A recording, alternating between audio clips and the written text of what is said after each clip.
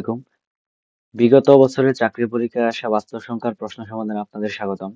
তো আমাদের প্রথম প্রশ্নে যেটা দেওয়া আছে সেটা হচ্ছে নিচের কোনটি মৌলিক সংখ্যা। এখান থেকে আমাদের মৌলিক সংখ্যা ফাইন্ড আউট করতে হবে। তো এখানে অপশন আছে 91, 87, 63 এন্ড 59। তো 91 আমরা জানি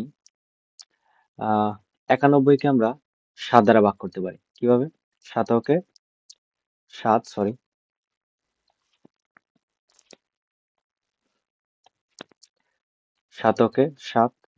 1 3 7 21, অর্থাৎ 91 কে যদি আমরা পাই তাহলে হচ্ছে 7 এবং 13 দুইটা হচ্ছে আমরা কি পাই, তার গুণনীয়ক পাই। সো এটা হচ্ছে মৌলিক সংখ্যা হবে না। তো আমরা যদি 87 এর ক্ষেত্রে আমরা যদি ফাইন্ড আউট করি তাহলে হচ্ছে আমাদের 87 এর ক্ষেত্রে আমাদের যে জিনিসটা আছে সেটা হচ্ছে আমরা 87 কে চাইলে 3 দ্বারা ভাগ করতে পারি। অর্থাৎ 87 ভাগ আমরা যদি 3 দেই তাহলে হচ্ছে 3 দুগুণে 6, 2 7, 3 9 27, অর্থাৎ এটাও হয়ে যাচ্ছে। অর্থাৎ এর দুইটা গুণনীয়ক হচ্ছে 3 এবং 29। তার মানে হচ্ছে 87 কি 87 হবে না। তো 63 কে আমরা অলরেডি এখানে দেখতে পাচ্ছি 3 দ্বারা ডিভাইড করা যায়। ওনাকে 3 দিয়ে ডিভাইড করলে হচ্ছে 2 এবং 1। সো এটাও হবে না। তো এখানে হচ্ছে 59, এটাকে হচ্ছে কোনো সংখ্যা দ্বারা ডিভাইড করা যায়। তার মানে হচ্ছে মৌলিক সংখ্যার হচ্ছে আমরা মৌলিক সংখ্যা মানে আমরা জানি যে সংখ্যাকে 1 এবং ওই সংখ্যা ব্যতীত অন্য সংখ্যা ছাড়া ভাগ করা যায় না তাকে বলা হয় মৌলিক সংখ্যা। তাহলে এখানে 59 হচ্ছে সেই মৌলিক সংখ্যা যাকে হচ্ছে 1 এবং 59 ব্যতীত অন্য কোনো সংখ্যা দ্বারা ভাগ করা যায় না। সো আমাদের সঠিক আনসার হচ্ছে 59।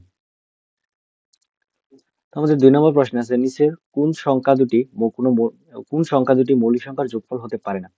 তো 7, 19, 27, 31। তো এটাকে যদি আমরা ভাঙি তাহলে হচ্ছে আমরা মৌলিক সংখ্যাগুলো কি জানি 31 পদ্ধতিতে আমরা লিখি।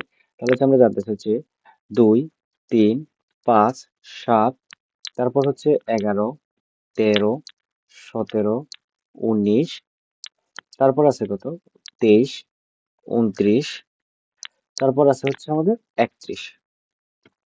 ওকে, তাহলে এখন আমরা এখান থেকে হচ্ছে দেখবো যে এটাকে কি কি দ্বারা ভাগ করে। 7 কে কোন দুটি মৌলিক সংখ্যার যোগফল করা যায়। এখানে হচ্ছে দিতে পারে হচ্ছে আমরা চাইলে 5 এবং 2, 2 আর 5 এর যোগফল হচ্ছে 7। তো 2 যোগ 5, তার মানে এটা আমাদের আনসার হবে না। 19 এর ক্ষেত্রে আমরা দিতে পারি হচ্ছে 17 যোগ 2, অর্থাৎ এটাও হবে না। আহ 23 এর ক্ষেত্রে হচ্ছে আসলে 23 এর ক্ষেত্রে আপনি দেখেন যে এখানে হচ্ছে 3 হবে না।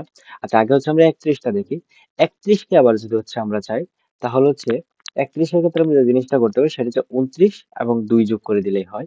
29 এবং 2, 29 যোগ 2 করলে 31 হয়। কিন্তু আমরা হচ্ছে 23 এর ক্ষেত্রে কোনোভাবেই দুটি মৌলিক সংখ্যা যোগফল করতে পারি, তাই সঠিক আনসার হচ্ছে 23।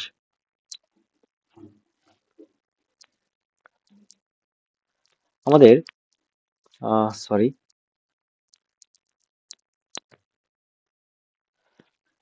আমাদের পরবর্তী যে প্রশ্ন দেওয়া আছে সেটা হচ্ছে 10 থেকে 60 পর্যন্ত যে সকল মৌলিক সংখ্যার একক স্থানীয় অঙ্ক নয় তাদের সমষ্টি কত। এখন 10 থেকে 60 পর্যন্ত যদি আমরা হচ্ছে মৌলিক সংখ্যাগুলো লিখি তাহলে হচ্ছে আমরা যেগুলো পাই সেটা হচ্ছে 2, 3, 5, 7, 11, 13, 17, 19, 23, 29, তারপরে পাইতেছি হচ্ছে 31, 37, 41, 41, 43, 47, 53 এবং 59। তাহলে হচ্ছে এখন আমাদের কন্ডিশন হচ্ছে 10 থেকে 60 পর্যন্ত মৌলিক সংখ্যার একক স্থানীয় অঙ্ক নয়। তাহলে সেক্ষেত্রে হচ্ছে আমরা পাইতেছি যে 19, 29, 59 এই তিনটা পাইতেছি। তাহলে হচ্ছে আমরা যদি 59, 29 এবং 19 এই তিনটাকে যদি হচ্ছে আমরা যোগ করি তাহলে আমরা কত পাবো? তাহলে হচ্ছে আমরা পাবো হচ্ছে টোটাল হচ্ছে 107 পাবো। তার মানে হচ্ছে এটা সঠিক উত্তর কত? এটা সঠিক উত্তর হচ্ছে 107। ওকে,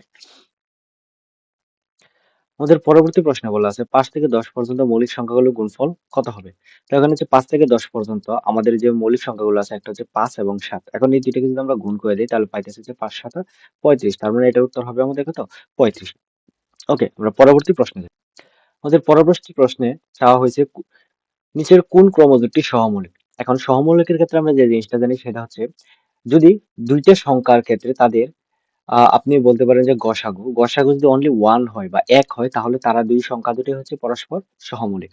তো এটাকে দেখেন, অর্থাৎ এক দিয়ে যদি যে কোনো দুইটা সংখ্যাকে ভাগ করা যায় মানে এক ব্যতীত অন্য কোনো সংখ্যা দ্বারা তাদেরকে ভাগ করা যাবে না, তাহলে তারা পরস্পর সহমৌলিক। যেমন হচ্ছে 3 এবং 4 এর ক্ষেত্রে যদি আপনারা খেয়াল করেন তাহলে এই দুইটাকে অনলি এক দ্বারাই ভাগ করা যায়, দুইটাকে কমনলি, তো অন্য কোনো সংখ্যা দ্বারা ভাগ করা যায় না।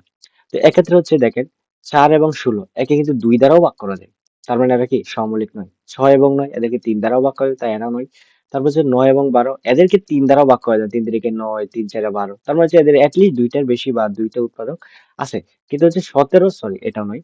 তো কিন্তু 12 এবং 17, 12 এর গুণনীয়ক গুলো যদি আপনি দেখেন, 17 কিন্তু মৌলিক সংখ্যা, 17 মৌলিক সংখ্যাতে 1 এবং 17 ব্যতীত অন্য কোনো সংখ্যা নেই, কিন্তু 12 এর ক্ষেত্রে আছে কি 1 আছে, 2 আছে, 3 আছে, 4 আছে, 6 আছে এবং 12 আছে। তো এর মধ্যে কমন অনলি কত 1, তার মানে হচ্ছে সঠিক উত্তর কত এটা। আচ্ছা, আমাদের পরবর্তী প্রশ্ন আছে কোনটি বেজোড় সংখ্যার ধরন। অর্থাৎ একটা জিনিস খেয়াল রাখবেন, যে কোনো সংখ্যাকে আপনি যদি 2 দ্বারা মাল্টিপ্লাই করেন তাহলে সেই সংখ্যাটাকে আপনি কি পাবেন, সেই সংখ্যাটাকে পাবেন হচ্ছে আপনি অবশ্যই জোড় সংখ্যা। যে কোনো সংখ্যাকে আপনি 2 দ্বারা যদি হচ্ছে যে মাল্টিপ্লাই করেন তাহলে সেটা অবশ্যই কি সংখ্যা পাবেন, জোড় সংখ্যা। কিভাবে? যেমন হচ্ছে আপনি 3 হচ্ছে একটা বেজোড় সংখ্যা, 3 কে 2 দ্বারা গুণ করেন তাহলে পাবেন হচ্ছে 6, জোড় সংখ্যা। আবার 4, 4 কে যদি 2 দ্বারা গুণ করেন 8, তার মানে 2 দ্বারা যে কোনো সংখ্যাকে গুণ করলে সেটা পাবেন হচ্ছে জোড় সংখ্যা। ওকে, তারপর হচ্ছে যে কোনো সংখ্যা আমরা চলে ছোট দুইটা সংখ্যাতে টেস্ট করে সবগুলো আনসার হয়ে যাবে। তো এটার ক্ষেত্রে যদি আমরা টেস্ট করি তাহলে হচ্ছে আমরা যে জিনিসটা পাবো সেটা হচ্ছে, ধরেন আমি হচ্ছে যে 2 দ্বারা আগে চেক করি, যেখানে আপনার বলেছে কোনটি বেজোড় সংখ্যা, এখানে কিন্তু বলা নাই যে, এখানে কিন্তু বলা নাই যে সংখ্যাটা কি হবে, জোড় নাকি বেজোড় বা কি সংখ্যা হবে। আচ্ছা, আমরা হচ্ছে সেক্ষেত্রে যে 2 এবং 3 দুইটা দিয়ে চেক করি। তো এক্ষেত্রে আমরা হচ্ছে দ্বিতীয় কন্ডিশনের ক্ষেত্রে কয়ের পরিবর্তে 2 বসাই তাহলে হচ্ছে 3 দুগুণে পাইতেছি 6 যোগ 1, মানে হচ্ছে 6 যোগ 1 আলটিমেটলি পাইতেছি 7। কিন্তু 2 এর পরিবর্তে 3 বসাই, 3 তিরিকে 9 যোগ 1 অর্থাৎ 10। তার মানে হচ্ছে এখানে হচ্ছে একটা বেজোড় এবং একটা জোড় পাইতেছে, তার মানে কি এটাও হবে না, এটাও হবে না।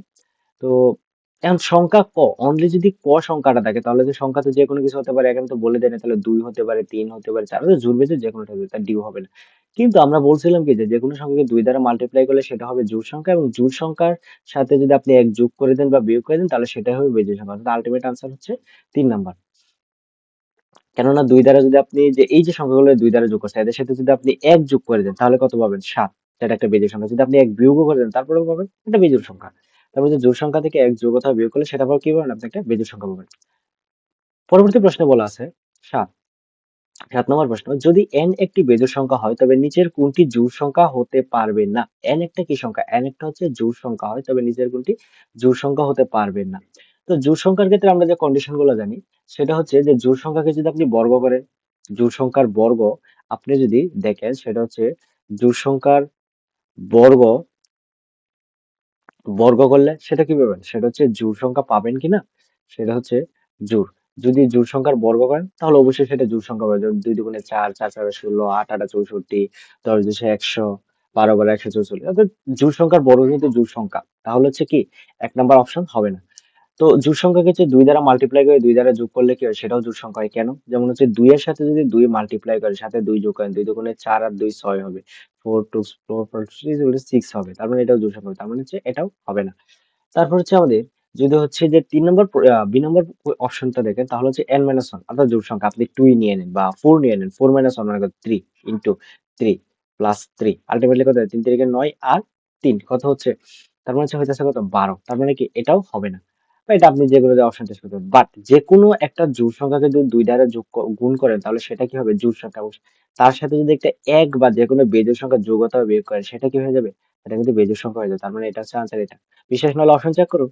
যেমন হচ্ছে 2 পূরণ 4 যদি করেন তাহলে হচ্ছে 4 দুগুণে কত, 8, আর এর সাথে হচ্ছে আপনি এই অপশনে 3 যোগ করে দেন তার মানে কত পাইতেছি আমরা, 11। তার মানে সঠিক উত্তর কত, এই ডি নাম্বার। আমাদের পরবর্তী প্রশ্ন বলা আছে x এবং y উভয় বেজোড় সংখ্যা হলে নিচের কোনটি জোড় সংখ্যা হবে। ওকে, আমরা হচ্ছে যে কোনো দুইটা বেজোড় সংখ্যা নিয়ে নিলাম, একটা নিলাম হচ্ছে 3 এবং অন্যটা নিলাম হচ্ছে 5। তাহলে এই দুইটা দিয়ে হচ্ছে আমরা অপশনগুলো টেস্ট করবো। তাহলে হচ্ছে 3 এবং 5 যদি আমরা যোগ করি তাহলে কত পাইতেছি, 3 2, সরি 5 3 8, আর সাথে হচ্ছে 1 যদি যোগ করে আমরা পাইতেছি হচ্ছে 8। তার মানে সেটা কি হইতেছে, সেটা হচ্ছে একটা জোড় সংখ্যা হইতেছে। তো এটা অপশনটা ঠিক আছে।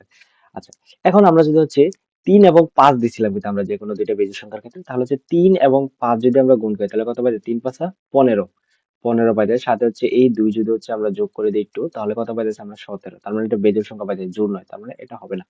তো এক্ষেত্রে হচ্ছে যে আমরা দেখলাম তো দুইটা গুণ করলে, দুইটা বেজোড় সংখ্যা গুণ করলে কিন্তু বেজোড় সংখ্যা হয়, যেমন 3 5 15, তার মানে কি এটাও হবে না। আর দুইটা বেজোড় সংখ্যা যোগ করলে সেটা কি হয়, যেমন 3 এবং 5 দুইটা যদি আপনি যোগ করেন তাহলে সেক্ষেত্রে কত পাবেন, সেক্ষেত্রে পাবেন কত, সেক্ষেত্রে কিন্তু পাবেন হচ্ছে আপনি 8। আলটিমেটলি কত পাইতেছেন, 8। আহ আই এম সরি যে আমি হচ্ছে যে ১ নাম্বার উত্তরটা সেটা হচ্ছে আমি ভুল বলছি। এটা হচ্ছে হবে না। কেন? কারণ হচ্ছে ৩ আর ৫ যদি যোগ করেন তাহলে হইতেছে ৮ এবং ১ যোগ করলে সেটা হবে হচ্ছে ৯। তার মানে হচ্ছে এ নাম্বার অপশন হবে হবে না। কিন্তু ডি নাম্বারের ক্ষেত্রে হচ্ছে ৫ এবং ৩ যদি যোগ করেন তার ক্ষেত্রে পাবেন হচ্ছে ৮ অর্থাৎ যেকোনো ২ টাই বেজোড় সংখ্যার যোগফল একমাত্র জোড় সংখ্যা। তার মানে সঠিক উত্তর হচ্ছে কি ডি। তো এ নাম্বারটা আসলে ভুল বলার জন্য আবারও সরি। ওকে, পরবর্তী প্রশ্ন। আমাদের পরবর্তী প্রশ্নে বলা আছে একটি সংখ্যার শতক, দশক ও একক স্থানীয় অঙ্ক যথাক্রমে পি, কিউ, আর হলে সংখ্যাটি হবে। ওকে, যে কোনো একটা সংখ্যার ক্ষেত্রে সাপোজ আমরা যে কোনো একটা সংখ্যা নিই, আমরা ধরে নিলাম হচ্ছে একটা সংখ্যা আমরা ১৫০ নিলাম। তাহলে এই সংখ্যাটাকে আমরা চাইলে ভাঙতে পারি। এটা আছে শতক স্থানে, অর্থাৎ ১ পূরণ যদি আমরা ১০০ দিই, যোগ এটা আছে দশক স্থানে, তাহলে হচ্ছে ৫ পূরণ ১০ দেই, যোগ এটা আছে একক স্থানে, যোগ ১ এককের ক্ষেত্রে যদি ১ অনলি থাকে সেটাই দিলাম। তাহলে হচ্ছে এখানে কত হইছে? এখানে হচ্ছে ১০০ যোগ ৫০ যোগ ১, অর্থাৎ আলটিমেটলি আমরা পাইতেছি হচ্ছে ১০০ ১ ৫০। তো এক্ষেত্রে হচ্ছে আমরা এইভাবে হচ্ছে যেকোনো একটা সংখ্যাকে ভাঙতে পারি। তার মানে হচ্ছে দশক অবস্থানের সাথে ১০ গুণ করতে পারি, শতক অবস্থানের সাথে 100 গুণ করতে পারি এবং একক অবস্থানের সাথে কোনো কিছু গুণ করার প্রয়োজন নেই। এভাবে হচ্ছে আমরা মূলত মেইন সংখ্যাটা এক্সপ্রেস করি বা প্রকাশ করি। তাহলে সেক্ষেত্রে হচ্ছে আমাদের শতক সংখ্যাটা কত? শতক সংখ্যাটা আছে হচ্ছে পি, তার মানে হচ্ছে 100 ইন্টু পি, প্লাস দশক অঙ্কটা হচ্ছে কিউ, তার মানে হচ্ছে 10 into Q, 10 into Q, plus এবং একক স্থানীয় অঙ্কটা হচ্ছে আমাদের আর, তার মানে হচ্ছে অনলি হবে হচ্ছে আর। অর্থাৎ আমরা পাচ্ছি 100 P plus 10 Q plus R. তাহলে সেটা কই আছে? সেটা হচ্ছে আছে হচ্ছে B number, 100 P plus 10 Q plus R. তাহলে সঠিক উত্তর হচ্ছে কি বি নাম্বার। ১০ নম্বর কোশ্চেনে বলা আছে যদি পি একটি মৌলিক সংখ্যা হয় তবে রুট ওভার পি কি? একটা জিনিস অলওয়েজ মাথায় রাখবেন, সেটা হচ্ছে যে যেকোনো মৌলিক সংখ্যা রুট ওভার কিন্তু একটা অমূলক সংখ্যা। এটা হচ্ছে পূর্ণাঙ্গ এবং 100% সত্য। যেকোনো একটা মৌলিক সংখ্যার রুট ওভার কিন্তু একটা অমূলক সংখ্যা। তার মানে হচ্ছে এটা মুঞ্জা থেকে বা মুখস্থ বিদ্যায় বলতে পারবেন, যেকোনো কিছু বলতে পারেন, সেটা হচ্ছে কিন্তু একটা অমূলক সংখ্যা। তবে আপনি সেটা অন্য কোনোটায় পালাইতে পারবেন না, কারণ মৌলিক সংখ্যা রুট ওভার কিন্তু অমূলক সংখ্যা হয়। ওকে, আমরা হচ্ছে 11 নম্বরে নিচের কোনটি মূলদ সংখ্যা, নিচের কোনটি মূলদ সংখ্যা। ওকে, যদি আমরা হচ্ছে এটার ক্ষেত্রে দেখি রুট ওভার 12/3, তো রুট ওভার 12 এর ক্ষেত্রে যদি আমরা ভাঙি তাহলে পাইতেছে হচ্ছে আহ √4, আহ √3, √3, সরি √3 কাটা গেলে √4/3। তো এখানে √3 হচ্ছে একটা অমূলক সংখ্যা, তো মৌলিক সংখ্যা। আর মৌলিক সংখ্যা √3 মানে হচ্ছে একটা মৌলিক সংখ্যা, আর মৌলিক সংখ্যা রুট ওভার হচ্ছে অমূলক সংখ্যা। তো যে কোনো সংখ্যাকে অমূলক সংখ্যা দিয়ে ভাগ করলে সেটাও কিন্তু কি হয়? অমূলক সংখ্যা হবে। তার মানে অপশন এটা হবে না। এটার ক্ষেত্রে যদি দেখি তাহলে হচ্ছে √8। তো √8 কে যদি আমরা ভাঙি তাহলে যে পাইতেছি √2, √4 ডিভাইডেড বাই 3। তো √2 এখানে কি একটা √2 হচ্ছে একটা অমূলক সংখ্যা। কেন? 2 হচ্ছে একটা মৌলিক সংখ্যা, আর মৌলিক সংখ্যা √ওভার হচ্ছে অমূলক সংখ্যা, আর অমূলক সংখ্যা দিয়ে যা খুশি করবে সেটাও কি হবে? অমূলক সংখ্যাই হবে। তার মানে এটাও হবে না। আর 5 √5 এর ক্ষেত্রে আমরা যদি ভাঙি তাহলে উপরে লিখতে পারি √5 ইন্টু √5 ডিভাইডেড বাই √5, √5 কাটা, তো √5। তো √5 5 মৌলিক সংখ্যা, আর তার √ওভার একটা অমূলক সংখ্যায় হবে। তার মানে এটাও হবে না। কিন্তু √18 এবং √2 এর ক্ষেত্রে আমরা লিখতে পারি আহ √9, √2 ডিভাইডেড বাই √2, √2 কাটা, √9 মানে হচ্ছে 3। সো এর মূলদ সংখ্যা হচ্ছে এটা। 12 নম্বর আছে নিচের কোনটি মূলদ সংখ্যা। তো যেকোনো মৌলিক সংখ্যা রুট ওভার কিন্তু একটা মূলদ সংখ্যা, অমূলদ সংখ্যা। সো √11 একটা অমূলদ সংখ্যা, এটা হবে না। আবার √7 সেটা একটা 7 একটা মৌলিক সংখ্যা, তার রুট ওভার অমূলদ সংখ্যা। সো অমূলদ সংখ্যা যে কোনো কিছু দ্বারা ভাগ করলে সেটা অমূলদ সংখ্যা পাবো, তার মানে কি এটাও হবে না। আর এক্ষেত্রে যেটা আছে সেটা হচ্ছে যে অসীম দশমিক ভগ্নাংশ, কিন্তু সেটা পুনঃপুনিক নয়। আর আমরা জানি অসীম দশমিক ভগ্নাংশ যদি পুনঃপুনিক না হয় তার মানে কি সেটাও অমূলদ সংখ্যা। এখন আছে হচ্ছে √729। তো √729 কে যদি হচ্ছে আমরা ভাঙি, √729 কে যদি আমরা ভাঙি তাহলে আমরা যে জিনিসটা পাই সেটা হচ্ছে 27 স্কোয়ার, মানে হচ্ছে যদি হচ্ছে স্কোয়ার রুটে কাটা গেলে পাবো হচ্ছে 27, অর্থাৎ 27 এর বর্গ হচ্ছে আপনি 27 কে যদি বর্গ করেন তাহলে পাবেন হচ্ছে 729। তার মানে সঠিক উত্তর কি? মূলদ সংখ্যার ক্ষেত্রে সঠিক উত্তর হচ্ছে এটা। ধন্যবাদ।